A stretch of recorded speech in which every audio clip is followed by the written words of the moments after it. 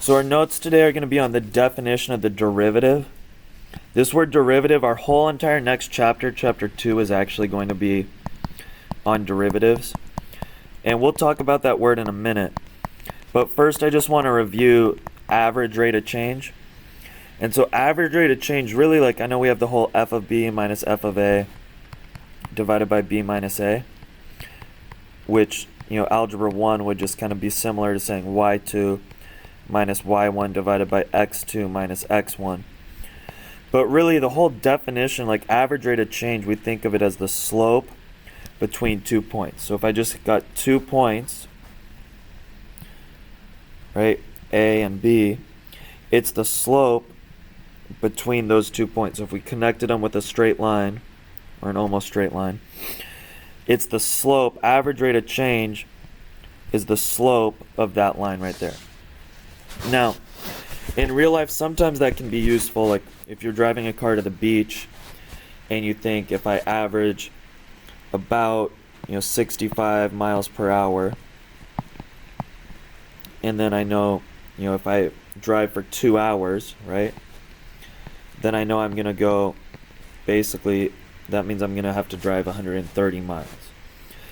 And this is my average speed, though. But sometimes you just want to know how fast or how slow you're going. And so instead of having an average speed, what we're going to have is an instantaneous speed. And so our instantaneous rate of change, right, instant instead of average. So like using our car example, it would be if you're going exactly 63 miles per hour. So that instantaneous rate of change, instead of the slope between 2 points, it's the slope at 1 point. So, if I picked, say, this point right here, it would be the slope at that 1 point. And so the way we kind of draw that is you draw the rise over the run at that 1 point. And if you draw that slope in perfectly, that line is only going to touch that curve, right? If this is f of x, it's only going to touch that curve at that 1 point. And we call that a tangent line. So you can add this somewhere in your notes. A tangent line is a line that touches a curve at 1 point. And you'd add the word like at only 1 point. So this tangent line, the slope, right? So the slope of that, if we make this point here C, right, we basically draw that tangent line that just touches at that 1 point, and we need to find the slope of that blue line. And that'll give us our instantaneous rate of change. And so it's a little tricky because we don't have 2 points anymore, right? So we can't do y2 minus y1 over x2 minus x1. And the way that they actually do this is they kind of say, okay, if we call this point x and then f of x, right? What they say is, okay, we need that second point, but we don't know where the second point is going to be. But if we kind of moved a little bit on this curve, right, on this black curve, our function, do that, we're just going to pick another point on this curve. I'm going to just pick it way out here for right now. And we change the x value. We don't know how it changes, but we know we're adding on some constant. And we actually say it's x plus h. So basically we just added on h to our x value, or you could have subtracted. And then the y value becomes f of x plus h. And so h is just some constant. And again, if this kind of is a little confusing, don't worry, we'll get the formula later. I'm just explaining where this comes from. And so if we want to get the slope, right, we say that y2 is f of x plus h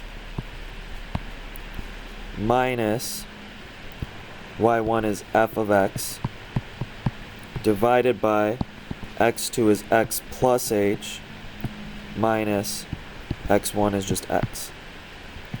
And then we see that our x's cancel and we get f of x plus h minus f of x divided by h. But this slope will be the slope between those 2 points. And that's not quite what we wanted. But if we bring this second point, right, if we bring it closer and closer and closer and closer, so that it's so close that it's basically right next to C, we'll see that if we get it all the way really close, that slope right there will match up with the slope of our original line. And that's going to kind of match up with that instant rate of change. And the way that we do that is this h value, we have to get it closer and closer to x. So we're basically saying that h value is getting closer and closer to 0. And if we just basically add on 0, it'll be right next to our original point. And so what we say is, we call this the derivative. And the derivative is just the slope of any curve, of any function. And so our actual definition, this is going to be the definition of the derivative. We say the definition of our derivative